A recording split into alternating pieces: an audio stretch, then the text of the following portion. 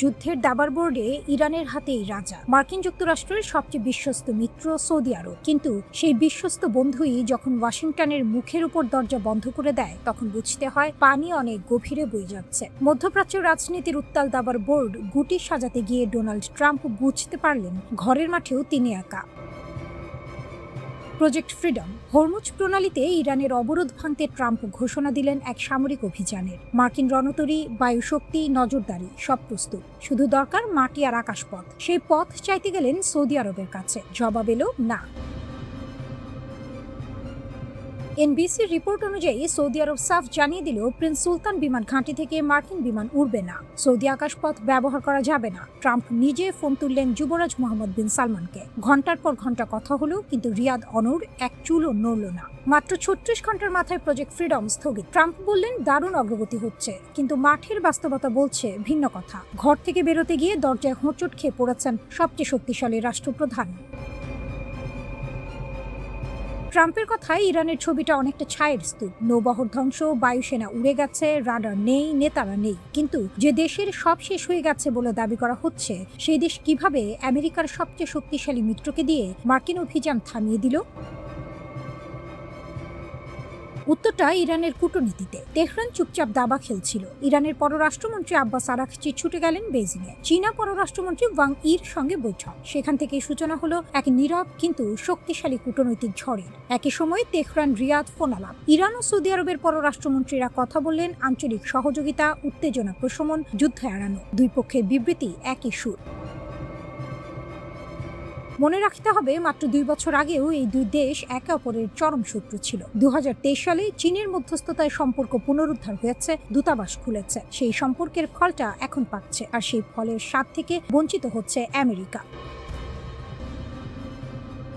মার্কিন সেনারা যে প্রিন্স সুলতান ঘাঁটি থেকে অপারেশন পরিচালনা করত, সেখানে ইরান একাধিকবার হামলা চালিয়েছে। ইরানি ক্ষেপণাস্ত্র ও ড্রোনে ঘাঁটিতে 10 জনের বেশি মার্কিন সেনা আহত হয়েছেন। একটি E-3 AWACS নজরদারি বিমান ও একাধিক জ্বালানি বিমান ক্ষতিগ্রস্ত হয়েছে। অর্থাৎ যে ঘাঁটি থেকে ইরানের বিরুদ্ধে অভিযান হওয়ার কথা, সেই ঘাঁটিতেই ইরানের ঘা লেগেছে। এই বাস্তবতায় সৌদি আরব হিসেব কষেছে, আরও সংঘাত হলে দেশের মাটিতেই আগুন জ্বলবে। তাই আমেরিকাকে না বলা আর ইরানের সঙ্গে কথা বলা, দুটোই একই সুতোয় গাঁথা। সৌদি আরব মার্কিন বিরোধী হয়ে যায়নি, কিন্তু নিজের ঘর বাঁচাতে নিজেই সিদ্ধান্ত নিচ্ছে। এটাই ইরানের সবচেয়ে বড় কূটনৈতিক জয়। ট্রাম্প বলছেন ইরান চুক্তি চায়, কিন্তু শর্ত একটাই, পরমাণু অস্ত্র হবে না। ইরান বলছে আলোচনার দরজা খোলা আছে, কিন্তু তেহরানের আসনটা এখন অনেক উঁচুতে। যে দেশের সব শেষ হয়ে গেছে বলে দাবি, সেই দেশের পররাষ্ট্রমন্ত্রী বেইজিংয়ে, সেই দেশ রিয়াদের সঙ্গে ফোনে, সেই দেশের চাপে পাকিস্তান মধ্যস্থতায়, সেই দেশের কারণে মার্কিন অভিযান থেমেছে।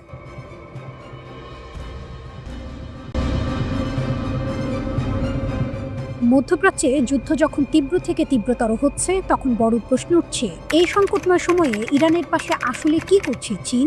যুক্তরাষ্ট্র ও ইসরায়েলের যৌথ হামলার মুখে তেহরান যখন পাল্টা আঘাত হানছে, তখন বেইজিংয়ের ভূমিকা চোখে পড়ার মতো হলেও সরাসরি নয়, বরং অনেকটাই হিসেবী ও কৌশলী। প্রথমেই স্পষ্ট করে বলা দরকার, চীন ইরানের ঘনিষ্ঠ মিত্র হলেও এই সম্পর্ক পুরোপুরি স্বার্থভিত্তিক। চীনের জন্য ইরান মূলত সস্তা তেলের বড় উৎস। কঠোর নিষেধাজ্ঞার কারণে ইরান কম দামে তেল বিক্রি করতে বাধ্য হয়, আর সেই সুযোগটাই কাজে লাগায় চীন। ইরানের তেল রপ্তানির বড় অংশই যায় চীনের বাজারে, যা তেহরানের অর্থনীতিকে টিকিয়ে রাখার জন্য অত্যন্ত গুরুত্বপূর্ণ। তবে এর মানে এই নয় যে চীন ইরানের ওপর নির্ভরশীল, বরং বাস্তবতা হলো চীনের কাছে সৌদি আরব বা উপসাগরীয় অন্যান্য দেশ আরও স্থিতিশীল এবং নিরাপদ জ্বালানি সরবরাহকারী। তাই ইরান চীনের জন্য গুরুত্বপূর্ণ হলেও অপরিহার্য নয়। এই কারণেই যুদ্ধ শুরু হওয়ার পর থেকে চীন সরাসরি সামরিক সহায়তা দেয়া থেকে দূরে রয়েছে। যুক্তরাষ্ট্র ও ইসরায়েলের হামলার কঠোর সমালোচনা করলেও তারা কখনোই প্রকাশ্যে ইরানের পক্ষে যুদ্ধে নামার ইঙ্গিত দেয়নি, বরং তারা বারবার সংযম ও আলোচনার আহ্বান জানিয়েছে। তবে একেবারে হাত গুটিয়ে বসে নেই বেইজিং। পরোক্ষভাবে কিছু সহায়তার ইঙ্গিত মিলছে। ধারণা করা হচ্ছে ইরানের ক্ষেপণাস্ত্র ও ড্রোন এখন আগের চেয়ে অনেক বেশি নিখুঁতভাবে লক্ষ্যভেদ করতে পারছে, আর এর পেছনে চীনের উপগ্রহ নির্দেশনা ব্যবস্থার ভূমিকা থাকতে পারে। এছাড়া অতীতে ড্রোন প্রযুক্তি, কিছু রাসায়নিক উপাদান এবং সম্ভাব্য গোয়েন্দা তথ্য আদান প্রদানের কথাও উঠে এসেছে। তবুও চীন খুব সাবধানে এগোচ্ছে, কারণ তারা কোনোভাবেই এই যুদ্ধে সরাসরি জড়িয়ে পড়তে চায় না। মধ্যপ্রাচ্যের জটিল সংঘাতে ঢুকে পড়লে তাদের অর্থনীতি এবং আন্তর্জাতিক অবস্থান ঝুঁকির মুখে পড়তে পারে, এটা তারা ভালোভাবেই জানে। চীনের আসল লক্ষ্য হলো স্থিতিশীলতা বজায় রাখা। তারা চায় তেল সরবরাহ বন্ধ না হোক, বাণিজ্য চলমান থাকুক এবং যুদ্ধ দ্রুত শেষ হোক। এই লক্ষ্যেই তারা কূটনৈতিক তৎপরতা বাড়িয়েছে। বিভিন্ন দেশের সঙ্গে যোগাযোগ, বিশেষ দূত পাঠানো, সবকিছুই যুদ্ধবিরতির জন্য চাপ তৈরির অংশ। কিন্তু বাস্তবতা হলো এই কূটনৈতিক প্রভাব খুব সীমিত। চীন ইরানকে পুরোপুরি নিয়ন্ত্রণ করতে পারছে না, আবার উপসাগরীয় দেশগুলোকেও সন্তুষ্ট রাখতে হচ্ছে। ফলে তারা এক ধরনের অস্বস্তিকর ভারসাম্যের মধ্যে রয়েছে। এই যুদ্ধ চীনের জন্য একদিকে সুযোগ, অন্যদিকে বড় ঝুঁকি। সুযোগ হলো যুক্তরাষ্ট্র এই যুদ্ধে জড়িয়ে পড়ে নিজেদের শক্তি ও প্রভাব ক্ষয় করছে, যা চীনের জন্য কৌশলগত সুবিধা তৈরি করতে পারে। কিন্তু ঝুঁকিও কম নয়। তেলের দাম বাড়ছে, সরবরাহের সমস্যা হচ্ছে, আর এর প্রভাব সরাসরি পড়ছে চীনের অর্থনীতিতে। বিশ্ববাজারে অস্থিরতা তৈরি হওয়ায় চীনের রপ্তানিও হুমকির মুখে পড়তে পারে। ইউরোপ সহ বিভিন্ন বড় বাজার ক্ষতিগ্রস্ত হলে চীনের পণ্য বিক্রি কমে যাবে, যা তাদের অর্থনৈতিক প্রবৃদ্ধির জন্য বড় ধাক্কা হবে। সব মিলিয়ে ইরানের জন্য চীন এখনো সরাসরি যোদ্ধা নয়, বরং নীরব কৌশলবিদ। তারা ইরানকে পুরোপুরি ছেড়ে দিচ্ছে না, আবার খোলাখুলি পাশে দাঁড়াচ্ছেও না। নিজেদের স্বার্থ রক্ষা করেই তারা পরিস্থিতি পর্যবেক্ষণ করছে। এই অবস্থায় সবচেয়ে গুরুত্বপূর্ণ প্রশ্ন, যদি যুদ্ধ আরো বিস্তৃত হয় তখন কি চীন তাদের অবস্থান বদলাবে, নাকি শেষ পর্যন্ত তারা কেবল দূর থেকে খেলা দেখেই যাবে? আপাতত উত্তর স্পষ্ট নয়, তবে এটা নিশ্চিত চীন প্রতিটি পদক্ষেপ নিচ্ছে ঠান্ডা মাথায়, হিসেব বসে, নিজেদের লাভ ক্ষতি বিচার করে।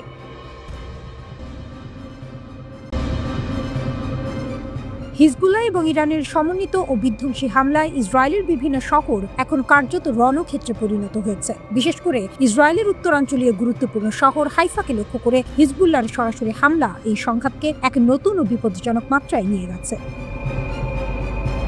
হাইফার তেল শোধনাগার ও নৌঘাঁটিতে আঘাত। প্রতিবেদনে জানা গেছে, হিজবুল্লাহ হাইফার একটি গুরুত্বপূর্ণ নৌঘাঁটি লক্ষ্য করে একই ঝাঁক উন্নত ক্ষেপণাস্ত্র নিক্ষেপ করেছে। এই হামলার পরপরই হাইফার বিশালাকার তেল শোধনাগারে ভয়াবহ অগ্নিকাণ্ড ঘটে। শোধনাগারের পরিকাঠামো এবং ইসরায়েলের অন্যতম প্রধান জ্বালানি কোম্পানি বাজান গ্রুপের একটি স্থাপনা সরাসরি ক্ষতিগ্রস্ত হয়েছে। সিসিটিভি ফুটেজে দেখা গেছে, ইরানি প্রতিশোধমূলক ক্ষেপণাস্ত্রগুলো সরাসরি শহরের গুরুত্বপূর্ণ অবকাঠামোতে আঘাত হানছে। যদিও ইসরায়েলি ফায়ার সার্ভিস দ্রুত আগুন নিয়ন্ত্রণে আনার দাবি করেছে, তবে এই হামলা ইসরায়েলের জ্বালানি নিরাপত্তার উপর বড় ধরনের আঘাত হিসেবে দেখা হচ্ছে। একযোগে বহুমুখী হামলা শুধু হাইফা নয়, যুদ্ধের পরিধি এখন ইসরায়েলের গভীরে ছড়িয়ে পড়েছে। দক্ষিণ ইসরায়েলের দিমোনা, তেল আবিব এবং বীরশেবা এলাকাগুলোকেও লক্ষ্যবস্তু করা হয়েছে। মাত্র 30 মিনিটের ব্যবধানে ইরান 3টি পৃথক ক্ষেপণাস্ত্র বহর নিক্ষেপ করে। বীরশেবার একটি শিল্পাঞ্চলে ক্ষেপণাস্ত্র আঘাত হানার পর সেখানে বিষাক্ত রাসায়নিক লিকের আশঙ্কা দেখা দিয়েছে। এছাড়া একটি কীটনাশক ট্যাঙ্কে আগুন লেগে আকাশ কালো ধোঁয়ায় ঢেকে যায়, যা পরিবেশগত বিপর্যয়ের ঝুঁকি তৈরি করেছে। উত্তরাঞ্চলীয় সীমান্তে রক্তক্ষয়ী সংঘর্ষ। লেবানন সীমান্তেও এখন বিশ্বের অন্যতম উদ্বায়ী যুদ্ধক্ষেত্রে পরিণত হয়েছে। হিজবুল্লাহ এন্টি ট্যাঙ্ক ক্ষেপণাস্ত্র এবং ড্রোন হামলায় ইসরায়েলি বাহিনীর ব্যাপক ক্ষয়ক্ষতি হয়েছে। আইডিএফ নিশ্চিত করেছে যে হিজবুল্লাহর হামলায় একজন ইসরায়েলি সেনা নিহত এবং বেশ কয়েকজন কর্মকর্তা গুরুতর আহত হয়েছে। হিজবুল্লাহ ড্রোন ও গাইডেড মিসাইলগুলো ইসরায়েলি সাজোয়া ইউনিট এবং সেনাদের অবস্থানের ওপর নিখুঁতভাবে আঘাত হানছে। ইরানি সংবাদ মাধ্যম দাবি করেছে যে সংঘাত শুরু হওয়ার পর থেকে হিজবুল্লাহ অন্তত 114টি ইসরায়েলি ট্যাঙ্ক ধ্বংস করেছে। যদিও ইসরায়েলি সামরিক বাহিনী এই দাবিকে অতিরঞ্জিত বলে প্রত্যাখ্যান করেছে, তবে মাঠ পর্যায়ের চিত্র বলছে হিজবুল্লাহর হামলার সক্ষমতা এবং রণকৌশল আগের চেয়ে অনেক বেশি উন্নত ও বিধ্বংসী হয়ে উঠেছে। আঞ্চলিক যুদ্ধের পদক্ষেপ। এই হামলার ব্যাপকতা এবং সমন্বয় ইঙ্গিত দিচ্ছে যে ইরান এবং তার মিত্ররা ইসরায়েলের বিরুদ্ধে একযোগে একাধিক ফ্রন্ট খুলে দিয়েছে। একদিকে উত্তর দিক থেকে হিজবুল্লাহর রকেট ও ড্রোন হামলা, অন্যদিকে সরাসরি ইরান থেকে আসা দূরপাল্লার ক্ষেপণাস্ত্র। সব মিলিয়ে ইসরায়েলি প্রতিরক্ষা ব্যবস্থা এখন চরম চাপের মুখে। ইসরায়েলের গ্যালিলি, টাইবেরিয়াস এবং নেতানিয়া জুড়ে অনবরত সাইরেন বেজে চলেছে, যা সাধারণ মানুষকে বাংকারে আশ্রয় নিতে বাধ্য করছে। ইরানের ইসলামিক রিভলিউশনারি গার্ড IRGC পরিষ্কারভাবে জানিয়েছে, এই হামলাগুলো তাদের ভূখণ্ডে এবং অঞ্চলে ইসরায়েলি ও মার্কিন সামরিক তৎপরতার জবাব। ইসরায়েলও বসেনি, তারা ইরানের দক্ষিণ পার্স প্রাকৃতিক গ্যাস ক্ষেত্রে পাল্টা হামলা চালিয়ে পরিস্থিতিকে আরও জটিল করে তুলেছে।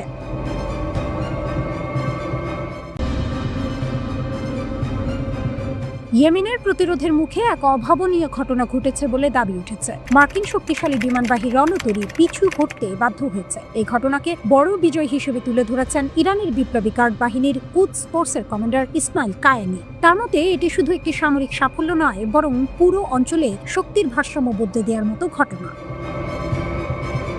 ইয়েমেনের প্রতিরোধ যোদ্ধাদের উদ্দেশ্যে পাঠানো বার্তায় তিনি বলেন, তাদের সময় উপযোগী ও কৌশলী পদক্ষেপ পশ্চিম এশিয়ায় প্রতিরোধ শক্তিকে আরো দৃঢ় করেছে। এই চাপের মুখেই মার্কিন রণতরী USS জেরাল্ড ফোর্ড অপমানজনকভাবে সরে যেতে বাধ্য হয়েছে বলে দাবি করেন তিনি। কায়েনের বক্তব্য অনুযায়ী এই বিশাল যুদ্ধজাহাজটি দীর্ঘদিন ইয়েমেন উপকূলের কাছাকাছি অবস্থান করছিল। ইয়ানবু ও জেদ্দার মাঝামাঝি জলসীমায় প্রায় 2 সপ্তাহের বেশি সময় ধরে তারা অবস্থান নেয়, কিন্তু শেষ পর্যন্ত কোনো উপায় না দেখে তারা পিছু হটে যায়। তিনি ইঙ্গিত দেন, এই পিছু হটার পেছনে ইয়েমেনের ভৌগোলিক অবস্থান ও যোদ্ধাদের সাহসিকতা বড় ভূমিকা রেখেছে। তিনি আরো বলেন, যারা এই ঘটনার ব্যাখ্যা খুঁজছেন তাদের বুঝতে হবে ইয়েমেনের পাহাড়, ভূখণ্ড এবং প্রতিরোধী এর আসল রহস্য। এই প্রতিরোধ শুধু একটি যুদ্ধ নয়, বরং একটি বার্তা। মধ্যপ্রাচ্যে আর আগের মতো একতরফা আধিপত্য চলবে না। এদিকে ফিলিস্তিনের গাজায় ইসরায়েলের হামলার বিরুদ্ধেও কঠোর অবস্থান নিয়েছে ইয়েমেন। গাজার মানুষের পাশে দাঁড়ানোর জন্য ইয়েমেনি জনগণের প্রশংসা করেন কায়েনি। তিনি বলেন, এটি শুধু মানবিক দায়িত্ব নয়, বরং পুরো অঞ্চলে ইসরায়েল ও যুক্তরাষ্ট্রের প্রভাবকে চ্যালেঞ্জ করার একটি বড় পদক্ষেপ। কায়েনি স্পষ্ট করে দিয়েছেন, তাদের দেশ প্রতিরোধ যোদ্ধাদের পাশে থাকবে। তার মতে, ইয়েমেনের এই সাফল্য দেশটির দীর্ঘদিনের অবরোধ ভাঙার পথ তৈরি করতে পারে। লোহিত সাগরে ইতোমধ্যে ইয়েমেনি যোদ্ধারা ইসরায়েল সংশ্লিষ্ট জাহাজ এবং মার্কিন উপস্থিতির বিরুদ্ধে ধারাবাহিক আক্রমণ চালিয়ে যাচ্ছে। এই পরিস্থিতি পুরো অঞ্চলের শক্তির সমীকরণ বদলে দিচ্ছে বলে মনে করা হচ্ছে। অন্যদিকে উত্তেজনা আরও বাড়িয়ে দিয়েছে হরমুজ প্রণালী নিয়ে নতুন করে সংঘাত। ইরান সরাসরি ঘোষণা দিয়েছে, এই গুরুত্বপূর্ণ জলপথের উপর নিয়ন্ত্রণ প্রতিষ্ঠা করা যুক্তরাষ্ট্রের পক্ষে কখনোই সম্ভব হবে না। ইরানের এক শীর্ষ সামরিক কর্মকর্তা বলেন, যুক্তরাষ্ট্র যতই চেষ্টা করুক তারা ইরানকে দমাতে পারবে না। তিনি হুঁশিয়ারি দিয়ে বলেন, তথ্যযুদ্ধ, অস্ত্রের প্রদর্শন বা চাপ সৃষ্টি কোনো কিছুর মাধ্যমে ইরানকে নত করা যাবে না, বরং হরমুজ প্রণালী দখলের স্বপ্ন চিরতরে ভুলে যেতে হবে। ইরানের দাবি, তারা ইতিহাসে কখনো কোনো শত্রুর কাছে মাথা নত করেনি, ভবিষ্যতেও করবে না। নিজেদের সার্বভৌমত্ব ও কৌশলগত অঞ্চল রক্ষায় তারা সর্বোচ্চ শক্তি প্রয়োগ করবে। এর আগে যুক্তরাষ্ট্রের প্রেসিডেন্ট ডোনাল্ড ট্রাম্প হুমকি দিয়েছিলেন, যদি হরমুজ প্রণালী খুলে দেওয়া না হয় তাহলে ইরানের তেল স্থাপনা, বিদ্যুৎ কেন্দ্র এবং গুরুত্বপূর্ণ দ্বীপে ভয়াবহ হামলা চালানো হবে। সেই হুমকির জবাবেই ইরানের পক্ষ থেকে এই কঠোর বার্তা এসেছে। সব মিলিয়ে মধ্যপ্রাচ্যে উত্তেজনা এখন চরমে। ইয়েমেনের প্রতিরোধ, ইসরায়েলের সঙ্গে সংঘাত আর হরমুজ প্রণালী নিয়ে সরাসরি চ্যালেঞ্জ, সবকিছু মিলিয়ে পরিস্থিতি দ্রুত বিস্ফোরণের দিকে এগোচ্ছে। প্রশ্ন এখন একটাই, এই প্রতিরোধ কি সত্যি বড় শক্তিগুলোর আধিপত্য ভেঙে দিতে পারবে, নাকি আরো ভয়াবহ যুদ্ধের সূচনা হতে যাচ্ছে? সময়ই দেবে সেই উত্তর।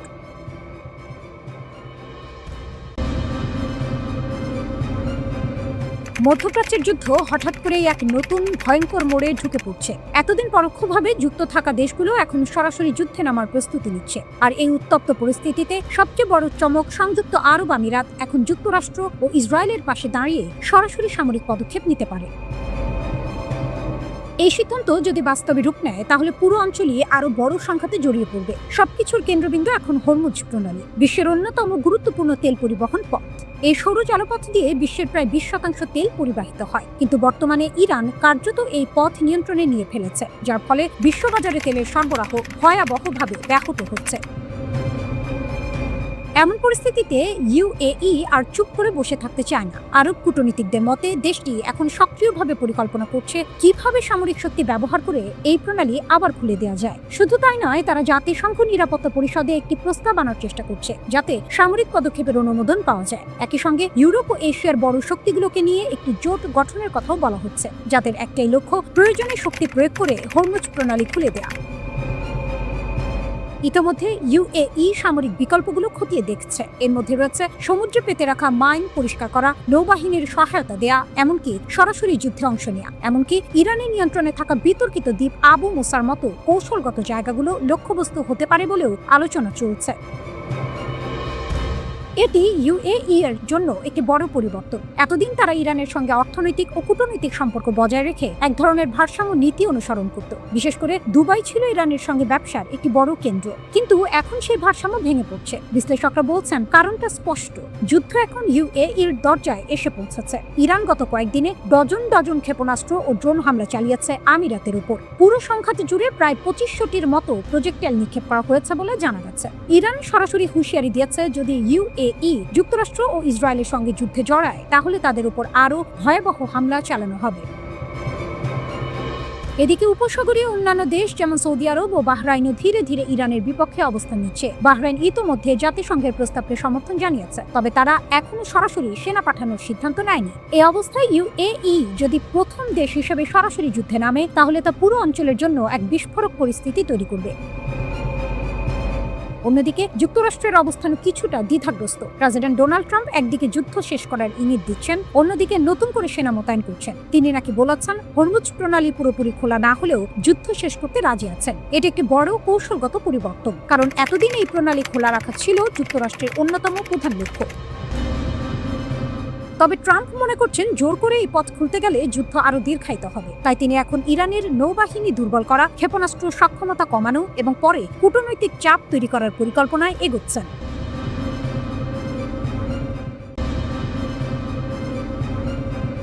মধ্যপ্রাচ্যের উত্তর সীমান্তে আবারও বিস্ফোরণময় পরিস্থিতি। রকেট, ড্রোন আর পাল্টা হামলায় আগুন জ্বলছে যুদ্ধের নতুন ফ্রন্টে। লেবানন থেকে একযোগে 50টির বেশি রকেট ছুড়ে মেরেছে সশস্ত্র গোষ্ঠী হিজবুল্লাহ। লক্ষ্য ছিল ইসরায়েলের উত্তরাঞ্চল। ইহুদি ধর্মীয় উৎসব পাস ওভারের প্রথম দিনেই এই হামলা পরিস্থিতিকে আরও ভয়াবহ করে তোলে। হামলার সঙ্গে সঙ্গে সাইরেন বেজে ওঠে পুরো উত্তর ইসরায়েল জুড়ে। হাজার হাজার মানুষ দৌড়ে আশ্রয়কেন্দ্রে ঢুকে পড়ে। সীমান্তবর্তী শহর কিরিয়াত সিমোনা এ একটি রকেট আঘাত হানলে অন্তত 2 জন আহত হন। আতঙ্ক আর বিশৃঙ্খলায় উৎসবের আমেজ মুহূর্তেই বদলে যায় যুদ্ধক্ষেত্রে। একই দিনে আরেকটি হামলায় হাইফার কাছাকাছি এলাকায় কয়েকটি রকেট ছোড়া হয়। ইসরায়েল ডিফেন্স ফোর্সেস জানায় বেশিরভাগ রকেট প্রতিহত করা হয়েছে আর কিছু খোলা জায়গায় পড়তে দেওয়া হয়েছে যাতে বড় ক্ষতি না হয়। তবে এই ধারাবাহিক হামলা স্পষ্ট করে দিয়েছে সংঘাত এখন আর সীমান্তে সীমাবদ্ধ নেই, বরং যে কোনো সময় বড় আকার নিতে পারে। পাল্টা জবাব দিতে দেরি করেনি ইসরায়েল। গত 24 ঘন্টায় দক্ষিণ লেবানন জুড়ে ব্যাপক বিমান ও নৌ হামলা চালানো হয়েছে। ইসরায়েলি বাহিনীর দাবি, এসব হামলায় হিজবুল্লাহ 40 জনের বেশি যোদ্ধা নিহত হয়েছে এবং তাদের বহু ঘাঁটি ধ্বংস করা হয়েছে। টার্গেট করা হয়েছে কমান্ড সেন্টার, অস্ত্র ভান্ডার, রকেট লঞ্চার এবং অ্যান্টি ট্যাঙ্ক মিসাইল অবস্থান। শুধু আকাশ নয়, সমুদ্র থেকেও হামলা চালিয়েছে ইসরায়েলি নৌবাহিনী। একই সঙ্গে স্থল অভিযানও জোরদার করা হয়েছে। গ্যালিলি ডিভিশন শত্রুদের একটি দল শনাক্ত করে ধ্বংস করেছে, আর অন্য ইউনিটগুলো মোটর সাইকেলে থাকা সশস্ত্র যোদ্ধাদের উপর আঘাত হেনে কয়েকজনকে হত্যা করেছে। একাধিক স্থানে অস্ত্র ও অবকাঠামো ধ্বংসের খবর পাওয়া গেছে। তবে যুদ্ধের মাশুলও দিচ্ছে ইসরায়েল। সাম্প্রতিক লড়াইয়ে অন্তত 4 জন সেনা নিহত হয়েছেন। নিহতদের মধ্যে রয়েছেন ক্যাপ্টেন নোয়া মাদমনি, সার্জেন্ট বেন কোহেন, সার্জেন্ট লিরন বেনজিয়ন এবং সার্জেন্ট ম্যাক্সিম অ্যান্টিস। আহত হয়েছেন আরো অনেক সৈন্য। একদিনেই প্রায় 48 জন সেনা আহত হওয়ার তথ্য দিয়েছে সামরিক বাহিনী। শুধু সেনাবাহিনী নয়, সাধারণ মানুষও ক্ষতিগ্রস্ত হচ্ছে। স্বাস্থ্য মন্ত্রণালয়ের তথ্য অনুযায়ী ফেব্রুয়ারির শেষ থেকে এখন পর্যন্ত হাজার হাজার মানুষ চিকিৎসা নিয়েছেন। হাসপাতালগুলোতে চাপ বাড়ছে আর পরিবারগুলো হারাচ্ছে তাদের প্রিয়জনদের। হিজবুল্লাহ এখন নতুন কৌশল ব্যবহার করছে। রকেটের পাশাপাশি ড্রোন হামলাও বাড়ানো হয়েছে। এই ঘটনায় ড্রোন বিস্ফোরণে কয়েকজন রিজার্ভ সেনা আহত হন। আরেক ঘটনায় রকেটের স্প্লিন্টারে একজন সৈন্য গুরুতর জখম হন। এসব হামলা দেখাচ্ছে যুদ্ধ এখন আরো জটিল ও বিপজ্জনক হয়ে উঠছে। এদিকে রাজধানী বৈরুতেও হামলা চালিয়েছে ইসরায়েলি বাহিনী। একটি আবাসিক ভবনে বিমান হামলার খবর পাওয়া গেছে, যদিও বিস্তারিত তথ্য এখনো স্পষ্ট নয়। এতে করে সংঘাত আরো বিস্তৃত হওয়ার আশঙ্কা তৈরি হয়েছে। পুরো পরিস্থিতি এখন এক ভয়ঙ্কর মোড়ে দাঁড়িয়ে। একদিকে লেবানন সীমান্তে হিজবুল্লাহ লাগাতার আক্রমণ, অন্যদিকে ইসরায়েলের পাল্টা শক্তিশালী অভিযান। দুই পক্ষই যেন পিছু হটার কোনো ইঙ্গিত দিচ্ছে না। বিশ্লেষকরা বলছেন এই সংঘাত শুধু সীমান্তে সীমাবদ্ধ থাকবে না, এটি বড় আকারের আঞ্চলিক যুদ্ধের রূপ নিতে পারে, যেখানে জড়িয়ে পড়তে পারে আরও শক্তিধর দেশ।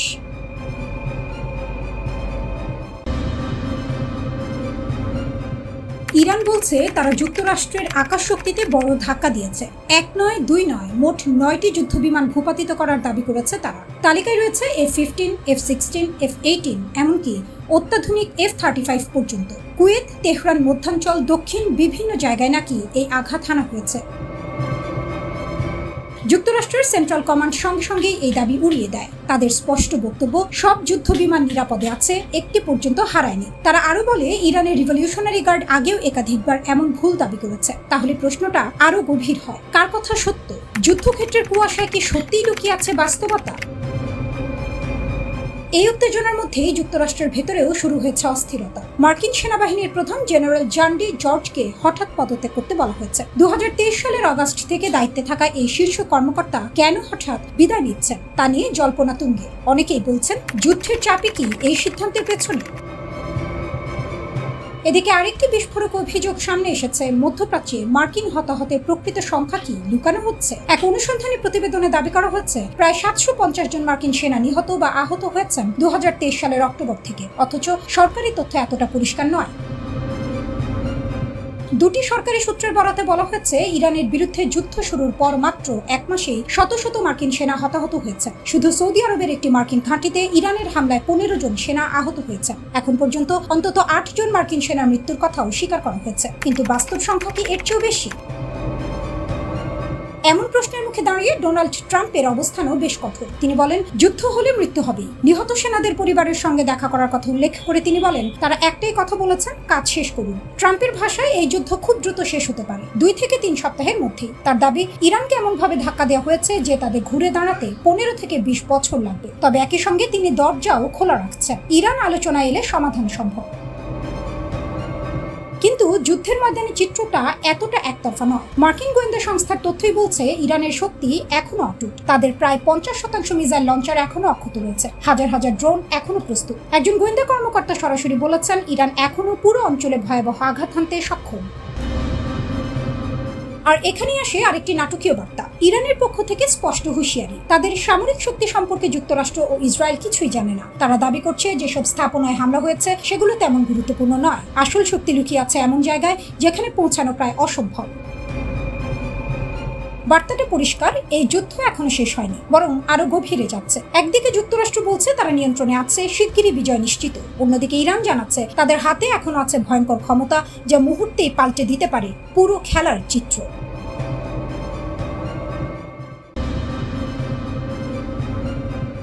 ইরান ও ইসরায়েলের মধ্যকার চলমান রক্তক্ষয়ী সংঘাতের মধ্যেই এক বিস্ফোরক তথ্য ফাঁস করেছে মার্কিন সংবাদ মাধ্যম দ্য ওয়াশিংটন পোস্ট। জানা গেছে, যুদ্ধের ময়দানে মার্কিন বাহিনীর প্রতিটি পদক্ষেপ, প্রতিটি নিঃশ্বাস এখন চীনের কৃত্রিম বুদ্ধিমত্তা বা এআই এর কঠোর নজরদারিতে রয়েছে। চীন সরকার প্রকাশ্যে শান্তি আলোচনা আর যুদ্ধবিরতির কথা বললেও তাদের বেসরকারি কোম্পানিগুলো গোপনে যুক্তরাষ্ট্রের সামরিক গোপনীয়তাকে নিলামে তুলেছে।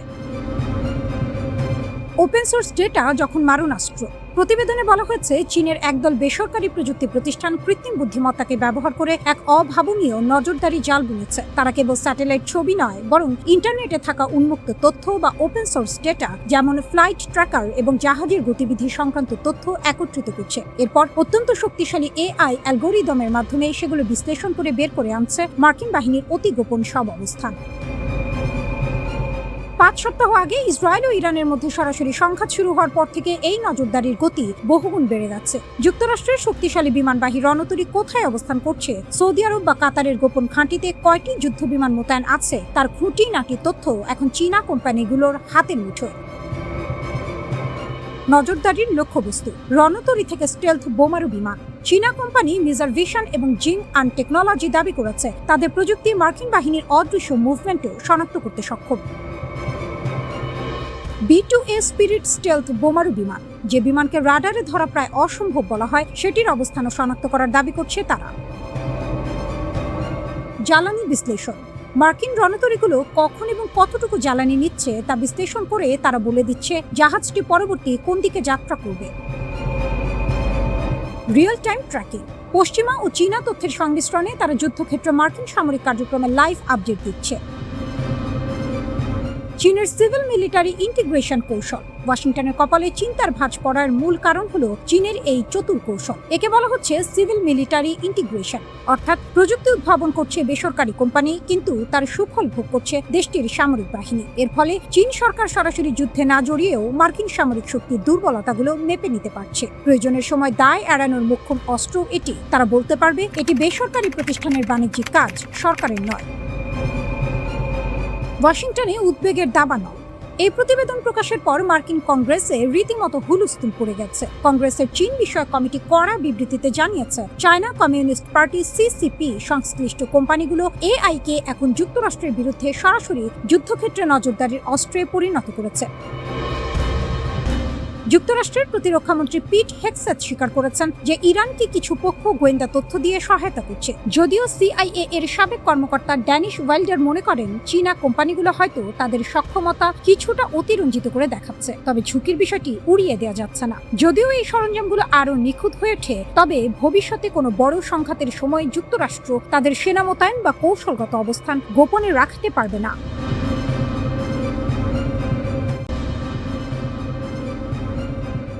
মধ্যপ্রাচ্যের আকাশে মার্কিন দাপটের অবসান, ইরানের সাইলেন্ট কিলার ও উত্তর কোরিয়ার গোপন হাত। মধ্যপ্রাচ্যের যুদ্ধক্ষেত্রে এখন চরম নাটকীয়তা, যাকে মার্কিন যুক্তরাষ্ট্র কেক ওয়াক বা সহজ জয় বলে ভেবেছিল। ইরান যুদ্ধের পঞ্চম সপ্তাহে এসে সেই ধারণাটি এখন ওয়াশিংটনের জন্য এক দুঃস্বপ্নে পরিণত হয়েছে। যে খবরগুলো সামনে এসেছে তা পেন্টাগনের ভেতরে ভয়ের কাঁপন ধরিয়ে দিয়েছে। আধুনিক যুদ্ধ বিমান থেকে শুরু করে ব্ল্যাক হক হেলিকপ্টার সবই এখন ইরানের অদৃশ্য কামড়ের শিকার। আকাশ থেকে ঝরছে মার্কিন দম্ভ। মার্কিন প্রেসিডেন্ট ডোনাল্ড ট্রাম্প এবং ইসরায়েলি প্রধানমন্ত্রী বেনিয়ামিন নেতানিয়াহু বারবার দাবি করেছিলেন যে ইরানের প্রতিরক্ষা ব্যবস্থা গুঁড়িয়ে দেওয়া হয়েছে, কিন্তু যুদ্ধের ময়দান বলছে ভিন্ন কথা। গত কয়েকদিনে আমেরিকার 4.5 প্রজন্মের অত্যাধুনিক F-15E স্ট্রাইক ইগল এবং একটি A-10 হোয়াইট হক অ্যাটাক এয়ারক্রাফট ভূপাতিত হওয়ার খবর পাওয়া গেছে। শুধু তাই নয়, উদ্ধার অভিযানে যাওয়া দুটি ব্ল্যাক হক হেলিকপ্টারও ইরানি হামলায় বিধ্বস্ত হয়েছে। এমনকি পঞ্চম প্রজন্মের সবথেকে শক্তিশালী যুদ্ধবিমান F-35 আক্রান্ত হওয়ার দাবি করেছে ইরান। আমেরিকা একে সেফ ল্যান্ডিং বলে দাবি করলেও সামরিক বিশেষজ্ঞদের মতে মার্কিন বিমান বাহিনীর জন্য এটি একটি কালো ও লজ্জাজনক অধ্যায়। ইরানের সাইলেন্ট কিলার মজিদ। পরাক্রম সালে মার্কিন বিমানগুলো কেন রাডারে ধরা পড়ার আগেই ধ্বংস হচ্ছে?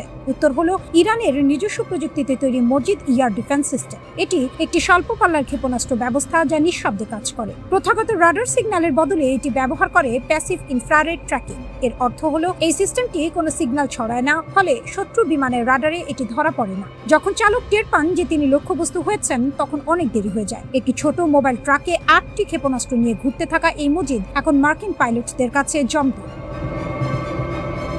উত্তর কোরিয়া ইরান এক ভয়ঙ্কর অক্ষ শক্তি। ইরানের এই অভাবনীয় সাফল্যের পেছনে কি কেবল নিজেদের প্রযুক্তি? নিরাপত্তা বিশেষজ্ঞ ব্রুস ব্যাটলের মতে এর শেকড় আরো গভীরে। ইরানের হাতে থাকা ঘাতক মিসাইলগুলোর ডিজাইন এবং প্রযুক্তি সরবরাহ করেছে উত্তর কোরিয়া। Musudan missile. 2005 সালে উত্তর কোরিয়ার কাছ থেকে 19টি মুসুদান মিসাইল কিনেছিল ইরান। সম্প্রতি ভারত মহাসাগরের ডিয়াগো গার্সিয়া দ্বীপে মার্কিন ঘাঁটিতে যে হামলা চালানো হয়েছে তাতে এই উত্তর কোরীয় প্রযুক্তি ব্যবহারের জোরালো ইঙ্গিত পাওয়া গেছে। বিনিময়ের সমীকরণ। নিষেধাজ্ঞা কবলিত এই দুই দেশের সম্পর্ক খুব সরল। উত্তর কোরিয়া দিচ্ছে প্রযুক্তি ও অস্ত্র, আর ইরান তার বিনিময় দিচ্ছে নগদ অর্থ ও তেল। প্রশিক্ষণ ও স্থাপনা। ফিনল্যান্ড বা রাশিয়ার বদলে ইরানকে সাহায্য করছে পিয়ংইয়ং। ইরানের ইমামশোর এলাকায় বিশাল মিসাইল টেস্ট ফ্যাসিলিটি এবং তাবস এলাকায় ট্র্যাকিং স্টেশন তৈরিতে সরাসরি হাত রয়েছে কিম জং উনের দেশের। যুদ্ধের নতুন নিয়ম। ইরানের হাতে এখন 1700 কিলোমিটারেরও বেশি পাল্লার ইমাদ এবং গাদর মিসাইল রয়েছে, যা অনায়াসেই ইসরায়েল এবং মধ্যপ্রাচ্যের যে কোনো মার্কিন ঘাঁটিতে আঘাত হানতে সক্ষম। উত্তর কোরিয়ার দেয়া প্রযুক্তির উপর ভিত্তি করেই ইরান আজ ব্যালিস্টিক মিসাইলের এক বিশাল ভান্ডার গড়ে তুলেছে। ওয়াশিংটন পোস্টের সাম্প্রতিক প্রতিবেদন এবং বর্তমান যুদ্ধের চিত্র এক সূত্রে গাঁথা। একদিকে চীন এআই দিয়ে নজরদারি করছে, অন্যদিকে উত্তর কোরিয়া দিচ্ছে প্রাণঘাতী মিসাইল প্রযুক্তি।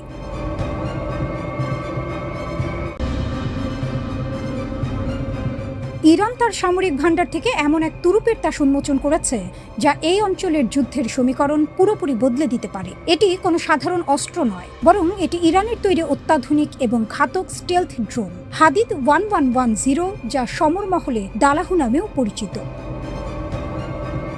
2005 সালের শুরুর দিকে প্রথম প্রকাশ্যে আসা এই ড্রোনটি এখন সরাসরি রণক্ষেত্রে মোতায়েন করা হয়েছে বলে খবর পাওয়া গেছে। তাসনিম নিউজ এজেন্সির তথ্য মতে ইরানের বিপ্লবী গার্ড বাহিনী ইতিমধ্যেই এই ড্রোন ব্যবহার করে ইসরায়েল ও মার্কিন সংশ্লিষ্ট বিভিন্ন অবস্থানে হামলা চালিয়েছে। এই ড্রোনটির বিশেষত্ব হলো এর রাডার ফাঁকি দেওয়ার ক্ষমতা। এর গঠনশৈলী বা ফ্যাসেটেড ইয়ারফ্রেম এমনভাবে তৈরি করা হয়েছে যা একে শত্রু রাডারে প্রায় অদৃশ্য করে রাখে।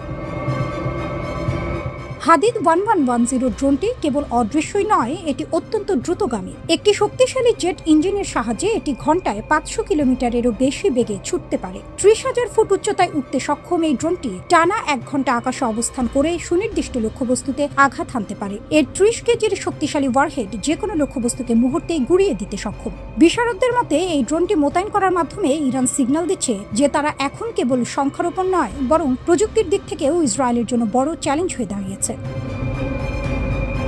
ইরানি প্রেসিডেন্ট মাসুদ পেজিশকিয়ান প্রতিশোধ নেওয়াকে পবিত্র দায়িত্ব হিসেবে ঘোষণা করেছেন। তবে ইরানের আসল শক্তি লুকিয়ে আছে তাদের বিশাল ক্ষেপণাস্ত্র ভাণ্ডারে, যাকে তারা তাদের সামরিক কৌশলের মেরুদণ্ড মনে করে। ইরানের কাছে রয়েছে মধ্যপ্রাচ্যের সবচেয়ে বৈচিত্র্যময় ক্ষেপণাস্ত্রের সংগ্রহ।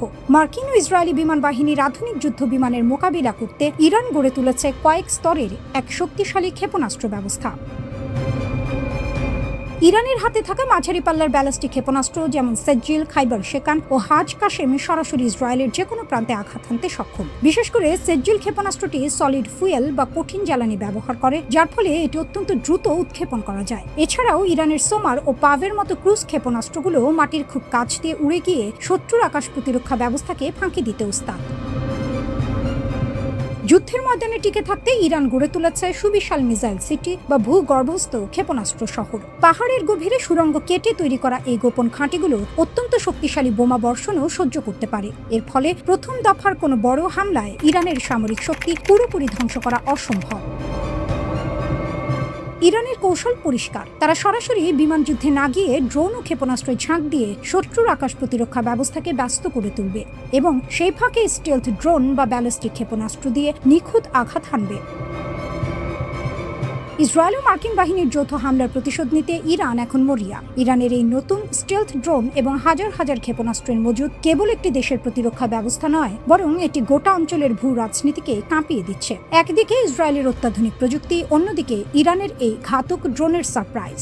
সব মিলিয়ে মধ্যপ্রাচ্য এখন এক ভয়াবহ আগ্নেয়গিরির ওপর দাঁড়িয়ে আছে।